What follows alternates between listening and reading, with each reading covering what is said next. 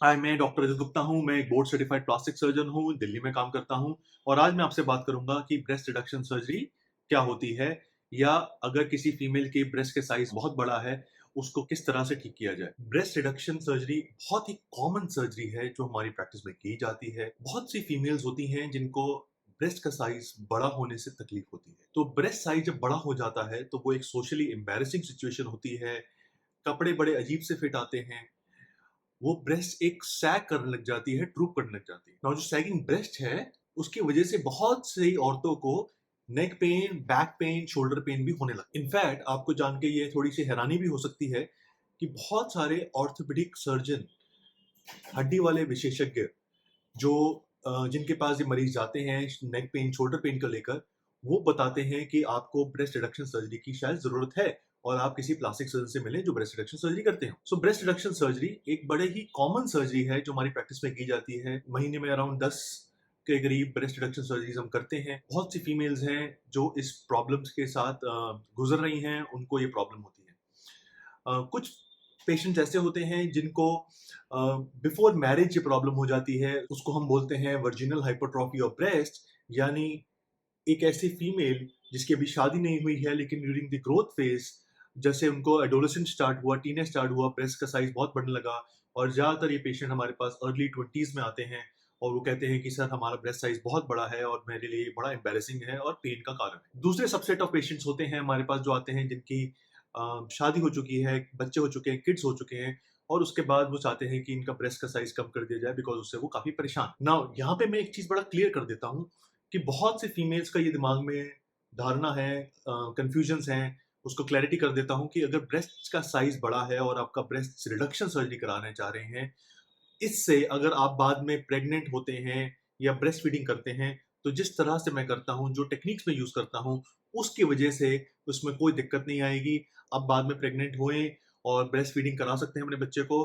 There is no problem to what we say as lactation potential, यानी आप breast feeding कर सकते हैं। नाउ ये सर्जरी करी कैसे जाती है?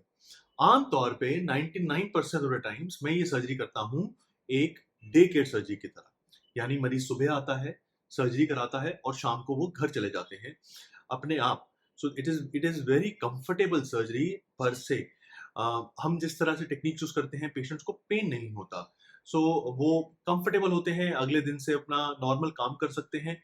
हम उनको एक स्पोर्ट्स ब्रा पहनाते हैं, जो स्पोर्ट्स ब्रा होता है जिसमें नीचे का जो स्ट्रैप होता है वो थोड़ा सा वाइड होता है। It keeps the breast into a shape which we have design. Basically वो उस ब्रेस्ट की शेप को बनावट में रखता है जिस शेप में हमने सर्जरी में डिफाइन किया है। ना हम ये बात करते हैं कि इस सर्जरी में होता क्या है। इस सर्जरी में हमारे 3 मुख्य चीजें होती हैं जो हम ध्यान रखते हैं। फर्स्ट, सबसे पहली चीज कि ब्रेस्ट का साइज कितना रिड्यूस करना है।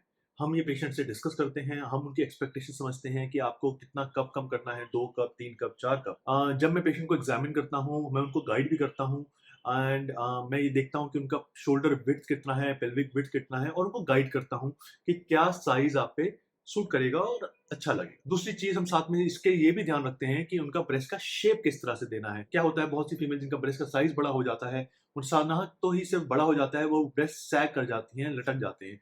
सो इवन अगर वो लेटते हैं, सोते हैं, तो breast they fall apart, side में गिर जाते हैं।